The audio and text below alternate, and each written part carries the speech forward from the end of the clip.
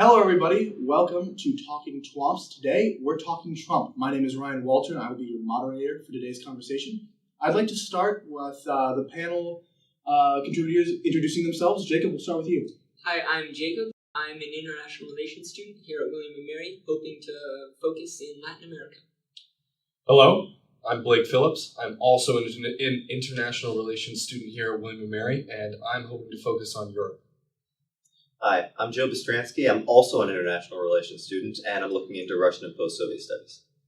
Hi, I'm Adam Carney. I am also an international relations student as well as an economics student, and I'm hoping to focus in Latin America. All right, and as I said, my name is Ryan Walter, and I'm a history and geology major. All right, we're going to start off the conversation with Trump's transitions team memo that just got leaked from CNN. According to the memo, Trump will be hard at work renegotiating or withdrawing from many of America's biggest trade deals. NAFTA was labeled as the first to be renegotiated, followed closely by the TPP. Final focus of the memo simply said, retain and return manufacturing jobs to the United States. How can he use this to build bipartisan support, and how will this affect the American economy, both domestic and abroad? Jacob, let's start with you. Well, I think, first of all, it's important to understand when we're talking about NAFTA, the conversation so far in this, both the election and before that, has been about Mexico. But really, NAFTA's biggest windfall has been in opening up trade with Canada. They're our largest trading partner. We get a lot of our oil from them. We trade them a lot of agricultural products. And so in the short run, if we withdraw from NAFTA, if there's no immediate replacement for it, it's going to mean upwards of 1 million jobs lost. I think that was a fairly conservative estimate from several economic think tanks. And really, it's okay if we want to go in and renegotiate NAFTA, but withdrawing from NAFTA altogether, really, it's going to undo all of the growth we've made over the last 20 years. Adam, what's your opinion? Renegotiating NAFTA can only really be to our benefit. Donald Trump himself touts himself as a great deal maker, and he has shown that he can make excellent deals. And Justin Trudeau has also expressed a willingness to renegotiate NAFTA. So, in theory, both heads of state will be able to renegotiate it to more favorable terms for both countries. Well, I wonder what those more favorable terms look like. Donald Trump's push as far as NAFTA is concerned has long been that it has hurt those who worked in manufacturing jobs because obviously there are more favorable labor markets abroad, and NAFTA opened up some of the channels for those labor markets to be accessed. My concern is that in drawing up NAFTA, we did largely forget or undersell the impact that shifting labor would have on particularly the Rust Belt. And I think there's definitely something to be said for needing to help alleviate some of that impact among those that live in the Rust Belt, because their standard of living has really been negatively affected by this. But one of the other things that a lot of people in that area don't recognize is that if they were to bring those jobs back to this country, their standard of living might be even further negatively impacted, because the only reason that products are affordable to certain classes in this country are because they're made abroad. And if we were to shift production back to the United States, some products may become unachievable for people who are working in working class income jobs, especially if they're brought back to this country. Joe? So I would say that the whole idea that renegotiating or pulling out of these free trade deals will bring back manufacturing jobs is a real red herring. And, especially even though there was resistance to them while they were being first negotiated, the fact is the Rust Belt started to rust out, quote unquote, long before NAFTA. In early 70s, basically, is where I put it at.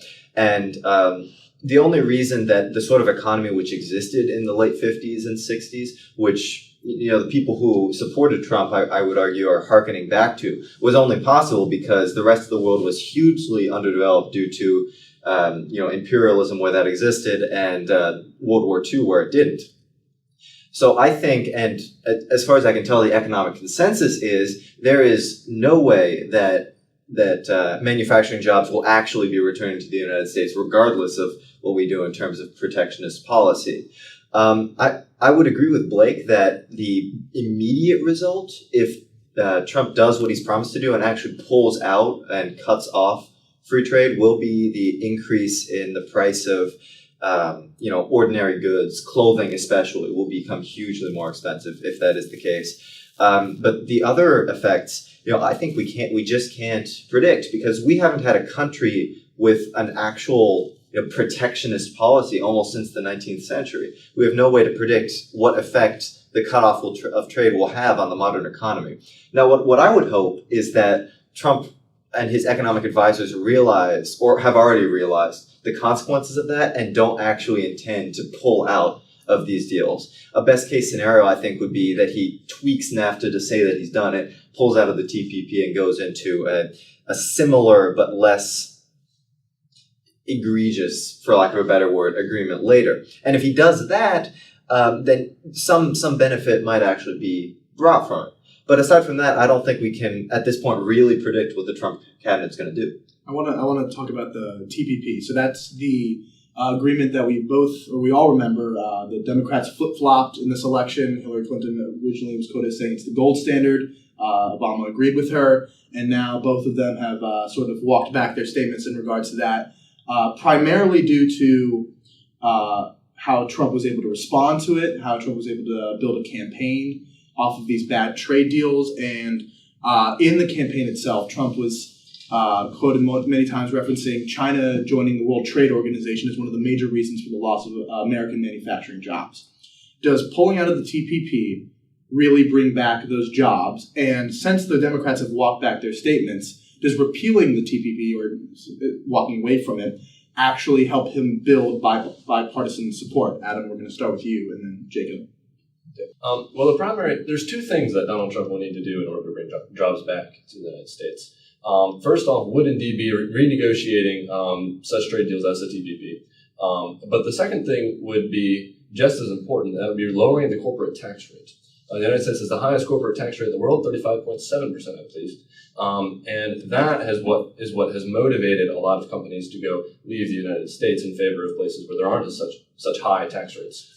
A lot of it is indeed the cheaper labor in other countries, but a lot of it is the discouragement that companies have due to such high tax rates here. So in order to bring jobs back, it would first off have to renegotiate our trade deals to more favorable terms. We would also have to get the tax rates here. I want to comment really briefly before we go into tax rates. I would argue very strongly that the idea of the Democrats walking back, quote unquote, on the TPP is just political maneuvering on their part. If you look at when Hillary Clinton was questioned specifically on the parts that she found unpalatable, it wasn't the free trade issue, it was worker protection that she mentioned. And in fact, President Obama supported the passage of the TPP until about a week ago when it became obvious that it wouldn't be passed. And he's still politically in favor of it, just realizes that it won't happen. So I would say that probably the Democrats still support free trade, and if another Democrat got in office, we would see another deal like the TPP about an economic pivot to Asia. That's all I have to say on that. And I'd actually like to speak to your point a little more actively. I think that the TPP represented not necessarily a last-ditch effort, but a real late-term effort to try to make sure that China does not move in on the economic growth that is Southeast and Southern Asia. I think that barring the passage of the TPP, which obviously at this point, given the Republican-controlled Congress and executive branch, is just not going to happen. In the next couple of years, during this presidency, we need to see a trade deal with Asia. Because if we do not see a trade deal with Asia, I'm almost certain we're going to see a Chinese equivalent of the Monroe Doctrine when it comes to Southeast Asia. Because it is economically a very untapped resource. And we're seeing Indonesia emerging as another manufacturing market as it shifts out of agricultural manufacturing. So I think that if we don't take the opportunity to do what we did with Latin America and to some extent what the EU has done with Eastern Europe and take hold of those economic markets and do what we can to make sure that those economic markets are controlled by U.S. interest, we're going to see China take that opportunity and forge its own trade deal that's going to be much more exclusive to U.S. interests, so that eventually almost all U.S. purchases in that area are going to come through China. I see your point, but I wouldn't be so pessimistic on immediate Chinese influence spreading into Southeast Asia, simply because most of the countries in that region have pre-existing political rivalries with China. I mean, in terms of Vietnam, that would be the South China Sea. And I think there's going to be a grace period, even in the worst case scenario of U.S. involvement, in which cooperation between China and countries like Vietnam and the Philippines and Taiwan, for obvious reasons, will be limited because of those political concerns. I don't know if that's true, though, about the grace period. I think it's certainly true for some nations. For instance, Vietnam has an ongoing dispute in the South China Sea. Taiwan, politically, they could never cooperate with the People's Republic just because of that history. But we've seen in the past couple of years, the Chinese Development Bank, has started to take actions in these, still developing Southeast Asian countries. And while that's certainly a positive development on its own, China taking a global leadership role, it is expanding their influence in the region. I saw an interview with Singapore's president where he said that politically they didn't want to cooperate with China. That wasn't their best option. But if the U.S. isn't willing to step in and really reinforce its rhetoric in the region, they're going to be forced to deal with the Chinese because the Chinese are going to become the dominant power in the region.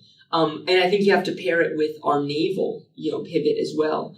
We've moved in with these large fleets, with these, aircraft carriers. We now have, overwhelming naval force in the Pacific. But if we don't back that up with economic ties and with this kind of security community in the area, which is going to have to be predicated on free trade agreements. Otherwise, nobody's going to be willing to come to the table. If we don't back up that security community with free trade agreements, we're going to see more Philippines, where Duterte, I forget how it's pronounced, he has openly expressed his wish to pivot to China. And that's just within the last year. So I don't think we have much of a grace period at all. Well, the interesting thing about Duterte in particular is that he's had a very warm reception to Trump. So I think it's very possible that would be one of the areas in which a Trump administration can have a huge foreign policy advantage over the Obama administration, because it seems like Duterte and Trump will just get along better. He actually walked back his statements in regards to some of the expletives he said towards President Obama and towards the country as a whole as soon as Trump was elected. But I want to stick on China. And so immediately after Donald Trump was elected, he had a phone call with the Chinese presidents. And so I think the biggest unknown about the Trump presidency at this point is going to be foreign policy. Is he going to be hard on China and Mexico? Is he going to be hard on Putin? Or is he going to soften? And so the Chinese president is quoted to have said on a phone call with Mr. Trump that the facts prove that cooperation is the only correct choice for China and the United States. One can only assume that this is a response to the messages that Trump campaigned on in regards to China and Mexico. So with that, do you think that he's going to have to cooperate with the Chinese because of just they're going to strong arm him economically, or do you think that he's going to be able to sort of split away a little bit and try to on that bit of I'm going to bring the jobs back to America? I think that the Chinese are a very practical government, especially when it comes to their economics. I think that they understand where we have them and where they have us when it comes to economic policy. In the short run, they understand that a reduction in economic ties, especially the tariffs and the import taxes that Trump is proposing to reestablish manufacturing jobs in the U.S., would in the short run have a devastating impact on the Chinese economic growth that's been slowing recently. And I think that they understand that in regards to that, their best option is to try to negotiate with Trump to remain a viable trading partner with the U.S. But I think that they're also fairly practical in the sense that if Trump begins to show signs of genuinely pivoting away from trading with China and pivoting towards a defensive isolationist policy when it comes to economics, we're going to see them push even further into that Asian market to try to find some other way to offload their goods and find other markets that they can pivot to. Recently, they've been investing much more heavily in Africa as an option there as well. So I think that China is already beginning to hedge their bets in that regard. And I think it will be really dangerous for the U.S. not to attach itself to further Chinese success, because if we fail to do so, we run the risk of having them develop independent of the U.S., and not having economic ties with them really reduces our ability to affect their policy. I would say that the Chinese, Xi Jinping, when he made that statement, I think was playing a bit of a two-faced kind of game, perhaps. For example, because the Chinese military leadership, for about 3-4 years now, have been beginning to talk about an inevitable war with the United States in the future. And a lot of prominent U.S. Military strategists and IR theorists, such as John Mearsheimer, also believe that there is almost going to be an inevitable war between the U.S. and China. Nuclear weapons would keep it down so as not to escalate tensions. It would be something more similar to a proxy war. But most military strategists on both the U.S. side and the Chinese side believe that there will be some sort of war. So I believe that is why that China is investing in places outside of the U.S. And while they might nominally be interested in creating closer ties, the reason they're investing in Africa is to hedge their bets against such a U.S.-Chinese war. Yeah, I don't disagree that there may at some point be a U.S.-China proxy war. That's something that I've long regarded as inevitable as well. I don't know that China is economically planning for that right now. I think that what has them more concerned is the slow from 8% growth to 6% growth, and the continuing downward trend that they're seeing in economic growth. And I think that we're getting to realize that whether or not they like it, their populace is beginning to demand some of the things that our populace began to demand as we exited our industrialization period, in that they are demanding higher wages, better working conditions. And some of that is reflected in the fact that they're pushing their manufacturing from the economically lucrative southern coast that most of it has been based in to the more central underdeveloped regions. But at some point, they're going to run out of a populace to do that. But the other thing that they recognize is at some point, they're going to run out of a market. And I think that their investments in Africa and their investments in Southern Asia at this point aren't military as much as they are economic, because they're looking, much as the U.S. did when it recognized that Europe was no longer going to be buying its goods, it shifted and pivoted towards selling to South America on almost wholesale. I think that China looked at that policy and is beginning to realize that it needs to find those underdeveloped nations that are going to want to buy those products wholesale. And I think that what we miss in that is if we are not already economically tied to China, not necessarily closer than we are now, but any less than we are now, we stand to lose in that growing exchange of economic technology between China and Africa and Southeast Asia, where we could be trading that economic development. I mean, that being said, the Chinese investments in Africa are fairly long-term. Africa is moderately underdeveloped, with the exceptions, perhaps, of the North African coast and South Africa. The majority of Africa is underdeveloped. It has, a very small consumer class. And the tariffs that Donald Trump has proposed, I believe as high as 49% in some statements he's made, which obviously that might be a little extreme, but any tariff is going to seriously impact Chinese economic growth. And leveraged as they are, for every dollar of growth that they experience right now, the state is having to take on $2 of debt. Leveraged as they are in that, consumer production area, they can't afford that. We can't afford it either. And I think that any tariff would definitely damage our economy in a major way. But I think I would argue that a tariff on Chinese goods specifically, or even a general consumer goods tariff, it would damage China a lot more than it would damage us. Now, that might not be true 4, 5, 6 years down the road, but as a day one policy decision, it's not as if China is going to be able to magically conjure up a market for their goods out of the still developing economies in Southeast Asia and Africa. Now security-wise, obviously free trade is still important, but China's security interests are localized. They don't have the projection to move beyond Southeast Asia. So really, Africa, I don't think we should be worrying about, at least not in the context of our relations with China. For reference, China is responsible for 54% of the investment in Africa, the African continent at this point. Joe, you want to say something? Well, I just want to say, I think that maybe in the short term we shouldn't be too concerned with Africa, but over the medium to long term, I think further U.S. Economic involvement in Africa is going to be absolutely vital.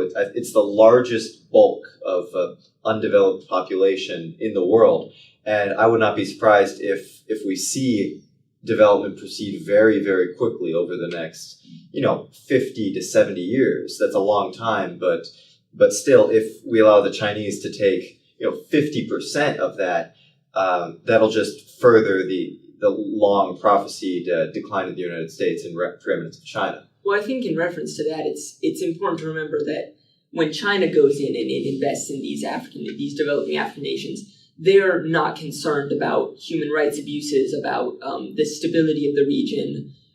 They're very much pragmatists. They practice realpolitik. The U.S. for the past 50, 60 years, really since the end of World War II, has been practicing, moral development. We've gone into these countries and we've given them aid on the condition that they have open and free democratic institutions. And I think if we want to significantly expand our influence in Africa, we'd have to let those moral standards slip. And, Donald Trump during his campaign has made it clear that he might be willing to let that happen, that he might be willing to deal with all nations equally. He said so in reference to Russia. He said so in reference to Uganda. And so that would certainly increase our power projection in the region, our ability to influence those African states' leanings, maybe even our ability to cement an alliance with some of them. But at what cost? We'll be losing our moral standards. We'll be contributing to dictators, to, police states, to these countries that have long records of human rights abuses. But that's only true if we follow the conventional standards of aid distribution. That's through governments, so pouring funds straight into the government with the expectation that the governments use those for humanitarian aspects. I think that the U.S. faces an even better opportunity through micro-lending and other such projects that still put an American face on humanitarian aid donation, but are much more targeted at capital building and industry creation in the region. Because what we look at right now is a very affluent American populace with in certain instances very deep pockets. That are willing to make these small scale donations to the African continent, and in no way is that necessarily U.S. aid, but it is recognizable that these are U.S. donors, and as long as we're investing in capital investments, strictly speaking, creating domestic companies in Africa, that kind of thing is definitely grounds for a long-term economic partnership, which is what the U.S. would be looking at in Africa. Blake, I think the issue that Jacob's bringing up is that really any economic investment in a country is going to some extent increase its stability and the stability of its existing government.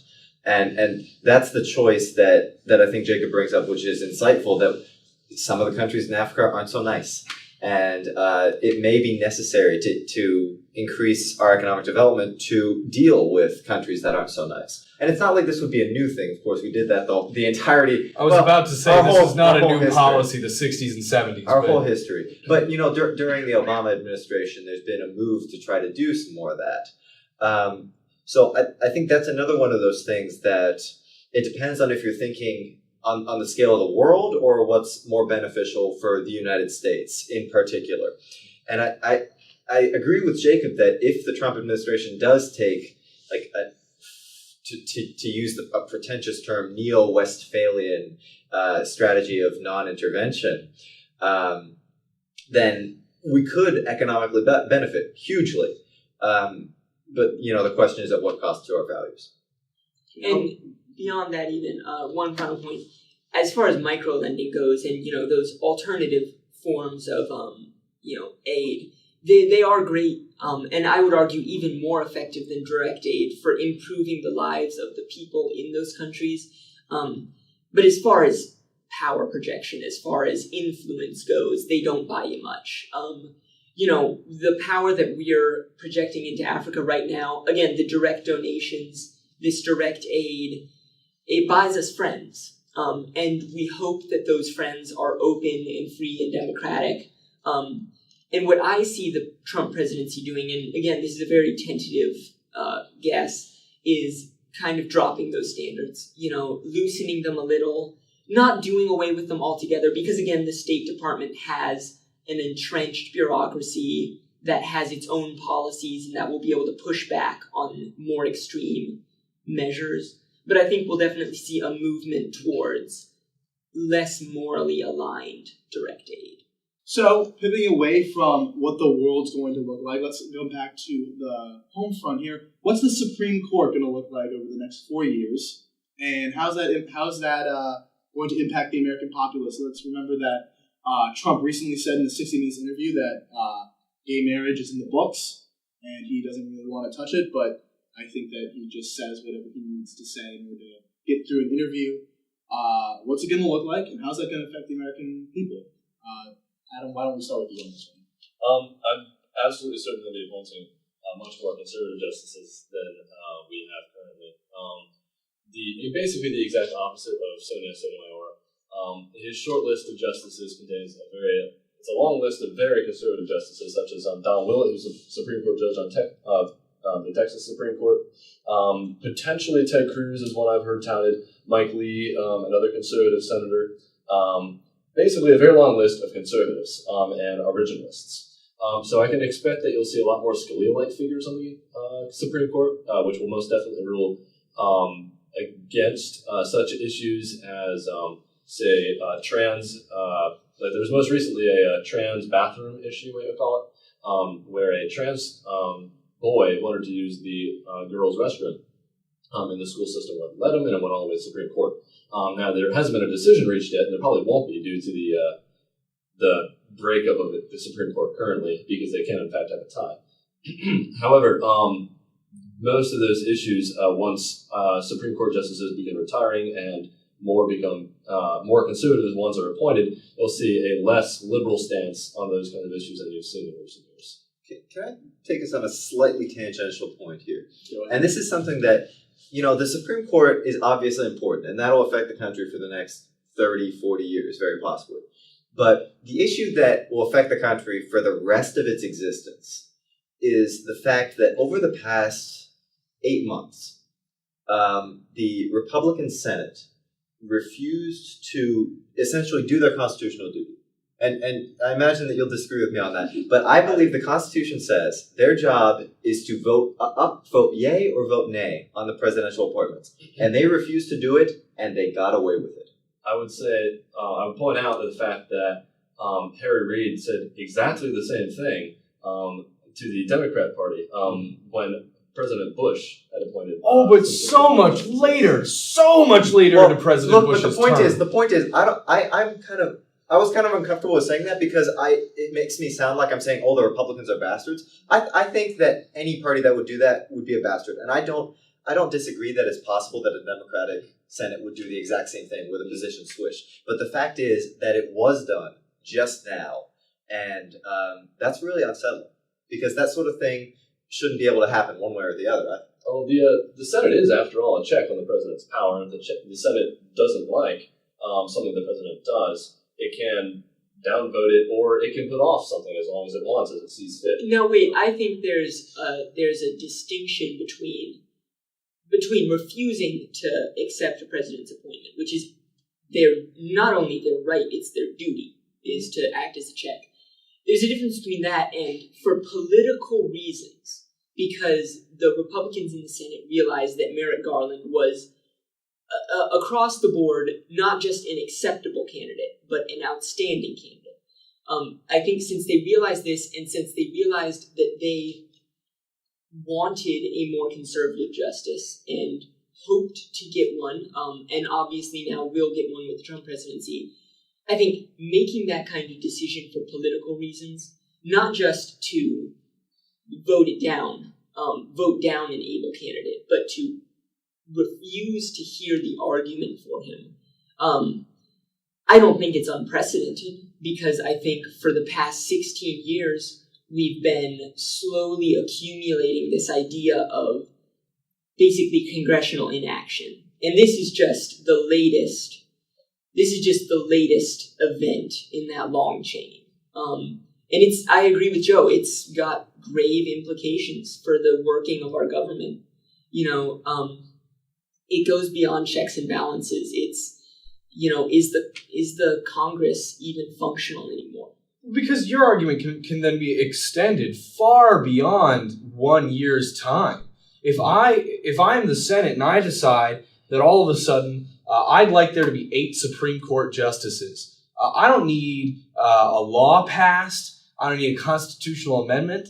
I can just sit on it for forever, perpetually decide not even to hear a president's nomination to the Supreme Court, which to me is not only ridiculous, is constitutionally frightening, because the president appoints with the advice and consent of the Senate.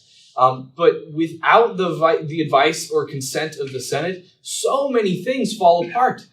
If we are allowed to postpone the consideration of a Supreme Court justice, the Senate is also allowed to completely postpone consideration of treaties, which hurts our view in international politics, is able to postpone the consideration of any and all cabinet appointments, which means that we could effectively have an executive branch rendered inept for the entirety of a president's term, because they feel that it's not necessary to receive any of their appointments. If we start seeing the advice and consent of the Senate as a courtesy rather than as a constitutional duty on the part of the Senate, we start seeing some major ramifications that could really cripple our government. Not to completely jump into the conversation here, but you're acting as if the Senate has just this gall to not hear the nomination, but is that not the president's ability, similarly with a pocket veto? He just doesn't have to hear it. He doesn't have to sign off. A pocket veto is really actually very, very hard to secure. You need a Congress that has passed something within 10 days of it leaving,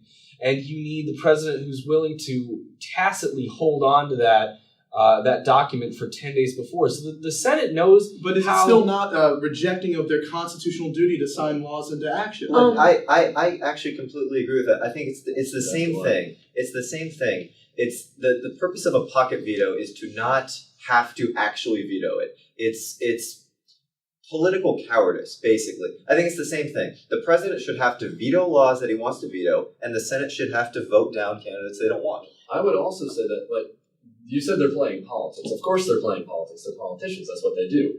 That they don't want to make themselves look bad, so they don't get voted out of office. So in certain issues, they don't take very definitive stances. That's what the pocket veto allows the president to do, so he doesn't have to take a very definitive stance on a particular issue. And the Senate, in this case, is postponing a vote on a Supreme Court justice for as long as it can, so it doesn't have to implicate itself in a particular issue. The Constitution also doesn't apply any particular timetable to the approval of a Supreme Court justice. So it's not neglecting its constitutional duty. It could postpone it indefinitely if it wanted, but if it did that, and for whatever reason the people didn't like it, they could vote those senators out of office. Because the power ultimately rests with the people, not the senators. I would like to say, though, the pocket veto, I find it, and again, as Joe said, an act of political cowardice. But the fact is that when a president pocket vetoes a bill, in every case since the nation was founded, it was a bill that he could have vetoed anyway. It's an act of political cowardice, but it's not a dereliction of duty. It's an exercising of that duty through an alternative channel.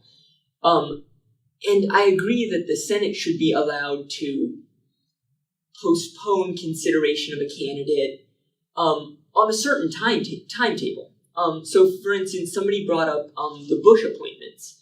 Those were made during a lame duck session when the presidential candidate of the other party had already been chosen, had already been elected and had not yet taken office.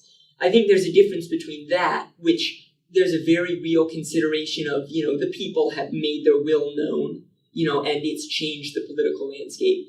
Between that and 8 months ago when Merrick Garland was nominated, when it was not clear who even the candidates for president would be. And sitting on it for 8 months, we've seen dozens of landmark cases go to the Supreme Court and just not receive a decision. I don't think that's necessarily true. I think a lot of the landmark cases that you've seen, for example, the abortion law in Texas, and the transgender one that went up all the way up to the Supreme Court, the Supreme Court, for the most part, is functioning as normal. And I've read a lot of different law scholars have come out in favor of this 8 versus 8, and if it ties 4-4, it goes back to the state. In a couple of ways, Scalia dying gave the most power back to the states in the court system than he ever could. But look, the fact of that is, then basically what you have is you don't have a Supreme Court. That's the substantive reality. If it goes back to the states, it's as if you didn't have a Supreme Court at all. And I don't think that that's acceptable, however much you might like the power being in the states. The fact is, the framers said we need another check on the states' judiciary's power, and they put this institution here, which has been torn apart. And I want to argue, Jacob, your point. I think while there is a difference between refusing to lame duck appointments and 8 months out, I don't think it's a substantive difference, because the president's term doesn't end on November 8th. It ends January 20th, and it's essentially the same situation, just with a different time. And adding on to that, the reason the Republicans cited for refusing to appoint Merrick Garland was that they wanted the people to make the decision. They wanted the people to vote in either Hillary Clinton or Donald Trump, assuming that Donald Trump would appoint more conservative justices and that Hillary Clinton would appoint more liberal justices. The Republicans view Merrick Garland, there's substantial evidence for that he would tend to rule in much more make more liberal decisions than another justice might. So they decided that, okay, we don't know if the people want a person like Merrick Garland on the court, so we're going to wait to appoint him or confirm him until the election happens. And that's fine. No, hold up. No, but the thing is, the people did choose. It was called the 2012 election, and they chose Obama, and they chose him for a 4-year term. I mean, if you can say, and his term wasn't even 80% over when that happened. If you take that argument to its logical extent, why not just cut off the president's term and make it 3 years instead of 4? Because the people need to choose again. I don't think you should be able to invalidate the results of an election, basically, just because the next election is around the corner. Not to mention, we can't treat the presidential election like a referendum on the Supreme Court. The election of Donald Trump invariably did not hinge solely on the appointment of a justice. I would fundamentally disagree with that. The most important issue for Republicans voting for Donald Trump this election was the Supreme Court. Oh, that's not true. The most important election for many people voting for Donald Trump, as reflected in the states that he was able to flip, were economic ties and jobs that people felt that they were missing. Very few of the people in Wisconsin and Pennsylvania and Michigan looked at their ballot and said, I'm going to switch parties after 40 years because I want a different Supreme Court justice. I mean, I'm going to have to agree with Blake on this one. I think your average American voter is not familiar with Donald Trump's candidates for the Supreme Court, beyond knowing that they're going to be conservative as a blanket statement. And moving beyond that even, I want to go back a little to the point you argued for moving cases back to the state courts, for remanding it to the lower courts. But the problem with that is, if we look back at some landmark decisions, decisions like Brown versus Board of Education, Loving versus Virginia, where we had a nearly tied court, had those been remanded back to the state courts, we would have a patchwork of state laws on those issues. But the problem I have with that is those cases weren't 5-4, or they were 7-1. They were 7-1, 6-3. Well, there was the potential for one judge to defect from either side, and they still get passed in a historically appropriate way. Well, then let's look at a more recent decision, like, for instance, gay marriage. That was a 5-4 decision. At Hobby Lobby as well was a 5-4 decision. And if gay marriage had been remanded back to the states, we would have seen, first of all, a constitutional crisis, because there are some finer points of constitutional law. The respecting of other states' records, which would have brought up issues when you're granting marriage licenses in one state that aren't respected in another. But beyond that, even, you're looking at the Supreme Court is supposed to be the arbiter of the Constitution, and the state courts, yes, they give opinions on it, and they're the final arbiter for the individual states' constitutions. But when we don't have the Supreme Court saying, this is what the Constitution says, this is what the law is. When we don't have that, when we have these hung decisions, which we have had since Scalia's death, we have had dozens of them, it undermines the strength of our Constitution, and it undermines the rule of law if you're having laws applied differently in different judicial districts. Not to mention that these landmark cases aren't the only thing that the Supreme Court deals with. The Supreme Court is very, very picky in choosing its docket. They receive in excess of 8,000 cases to consider every year, and they only ever consider something south of 100. Those cases are all important in their own right. And to rob the Supreme Court of the opportunity to rule on those cases in a way that we have thus far said that they have a right to in a 9-justice decision, except for in the cases of one justice recusing themselves, we rob the country of a definitive interpretation of the Constitution that reflects what the current administrations leading up to that point. We have justices on the court that were nominated all the way back to Reagan. That those generations of presidents have told us is reflective of the American people's wish for constitutional interpretation. So we're gonna go on to the next question, but one thing that I do want to say though is this idea of the court is now seem to be universally agreed among this panel as they are the interpreters of the Constitution. And not to channel Scalia's originalist ideas, because I'm certainly not an originalist, many of the liberties that the Supreme Court takes with its interpreting of the Constitution and its the constitutionality of laws comes from the Warren Court, comes from Oliver Wendell Holmes, not so much this early court that John Marshall really brought into the third branch to really check the other one. We're going to move on. Trump's signature point. Is he going to build the wall? And if he can't build, no, this is a serious, and if he can't build the wall, will he channel that funding and that we're going to get people back to work through building things? Will he channel that to infrastructure, or will he just fall away with the wall plan? The wall isn't about construction jobs. The construction jobs that he's sold as a part of the wall are definitely a part of its selling point. He's definitely pointed and said, look, if we build this wall, look how many millions of jobs it's going to bring. First of all of those jobs are temporary. Many of those jobs are going to go to people who are desperately in need of long-term work, and these jobs building a wall are really not what they're looking for in the slightest. But aside from economically speaking, he's already made statements after being elected. Some sections of the wall are going to have to be a fence. So that's not really a construction job as much as it's just putting up a fence and leaving, which we already have a fence for much of that stretch anyway.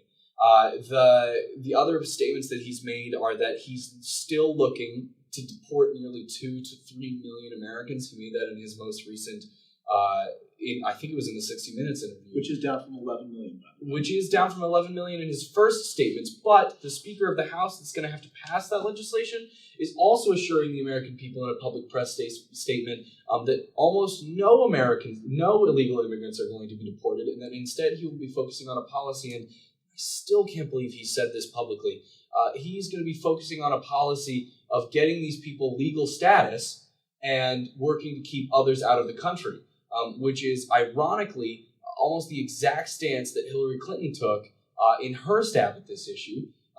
which has me a bit frustrated because now Paul Ryan has the guts to say this to our president-elect Donald Trump. But my concern is that if he can't build a wall, we're going to see a lack of validation of the Trump presidency, as that was one of the cornerstone positions of his candidacy, but that we're also going to see a major push for massive, costly, totally worthless deportations that are not going to be in any way an economic benefit to this country. I would actually say most of the exact opposite, of course. The largest concern people typically have about building such a wall would be that it would be very expensive. But contractors have put estimates conservative of $25 billion for construction, with an additional $5 billion a year for maintenance alone. So, and of course, Donald Trump has also added that he'll make Mexico pay for it. Now, the Mexico paying for it is a little out there, but feasibly he could by going back to the trade deals point we made earlier. He could, with the massive trade deficit we have with Mexico, we could impose such tariffs that would hurt them, and you could negotiate it in a way that they would pay for the wall in return for more favorable trade deals. That's a bit of a stretch there. However, the wall, like you said, $25 billion, is only the annual budget of NASA. We've spent tons and tons of money on so many other projects that a lot of people would deem much less worth than such a wall. There was a show called Adam Ruins Everything, in which he cited that only 27 to 40% of, at most 27 to 40% of immigrants don't come over the border. 27 to 47% go by plane, or they go by ship, et cetera, et cetera. But that means that there's up to 60% of immigrants that cross by going across the border. So a border fence extended across the entire border would be of massive use, keeping out up to 73% of immigrants. Hold on for a second. Go ahead. My only concern with that figure, with the statistics specifically, is that a lot of people who are deemed illegal immigrants are not people who are trekking across the desert, but people who come legally on tourist visas and whatever, and just overstay.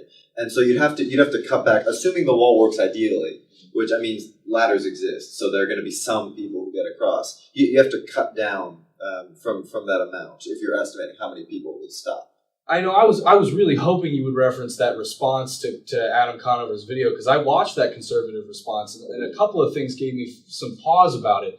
He seemed to stick really heavily to that 70% stopping statistic, and Joe's right. When it boils down to it, many of the illegal immigrants who come to this country, that 27% with planes or what have you, is not the end of it. It comes closer to, it actually hops a little bit over 50% when you talk about those who overstay legal visas. So when we talk about the people that this wall is really, really going to stop, it comes down closer to sub 50. So if we're really talking about stopping illegal immigration, this wall isn't even half of the problem. But the other thing I'd like to reference with regards to that is the fact that over certain periods of these last couple of years, our immigration illegally, estimated by many of our top research firms, is actually gone negative. More people have left this country into Mexico, returning to families with income that they've made here, than actually come to us, depending on the season that you're talking about. And that is not unprecedented.